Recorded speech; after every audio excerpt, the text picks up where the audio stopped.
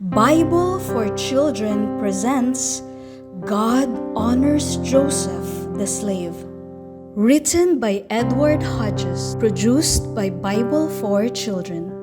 Joseph was wrongly placed in prison by his former master, Potiphar. In prison, Joseph was obedient and helpful. The warden trusted Joseph to organize prison life. Because God was with Joseph, prison became a better place for everybody. The king's baker and butler were in jail. "Why are you so sad?" Joseph asked them one day. "No one can show us what our dreams mean," the troubled men replied. "God can."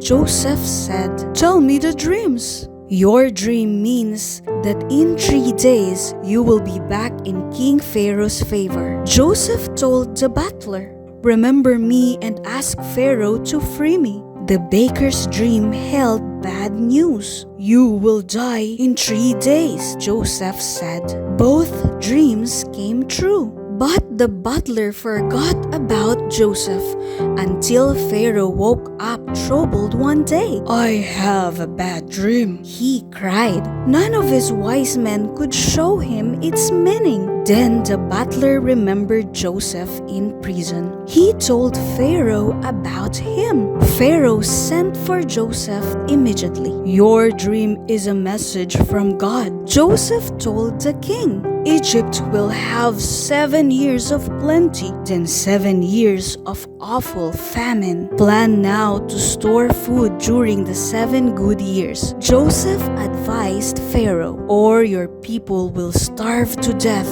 in the famine." "God is with you," Pharaoh declared. "You will take charge in Egypt, second only to me." 7 years of plenty came, then 7 years of famine. Food was scarce everywhere except in Egypt, where they had wisely stored huge supplies. In Joseph's far-off homeland, Jacob's family was starving. People from all countries went to Egypt to buy grain. "You must go too," Jacob commanded his sons, "or we will starve to death." Arriving in Egypt, the sons prepared to buy food.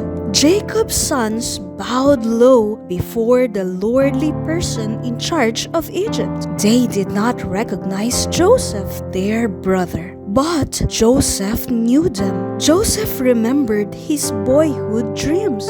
God had raised him above his brothers.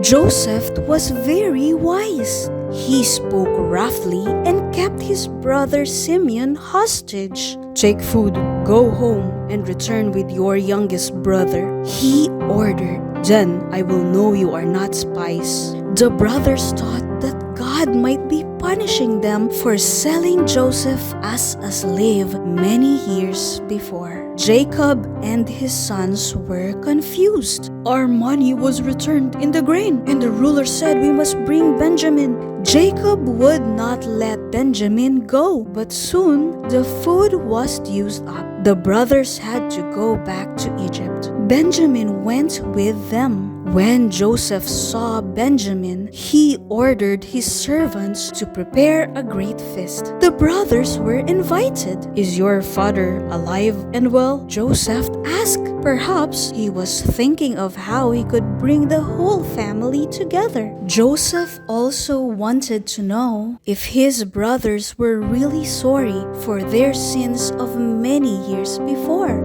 After the banquet, he accused them of stealing. "To punish you, I will keep Benjamin as my slave." Joseph said, "My lord, take my life instead," begged Judah. Joseph knew that Judah, who had suggested selling Joseph, was truly changed. No longer able to hide his love for his family, Joseph sent all the Egyptians out. Then he began to weep. "I am Joseph, your brother, whom you sold into Egypt." Amazed and afraid, the brothers said nothing. Joseph encouraged his brothers. God made me Lord in Egypt so I could save your lives in this famine. Go, bring my father. I will look after you." Jacob and Joseph were reunited in Egypt, and the whole family lived there in peace and plenty. God honors Joseph the slave. A story from God's Word, the Bible. It is found in Genesis chapter 39 to 45. The entrance of your words gives light. The end. The voice behind this storytelling is Wences Orgales Santos. See you on my next story.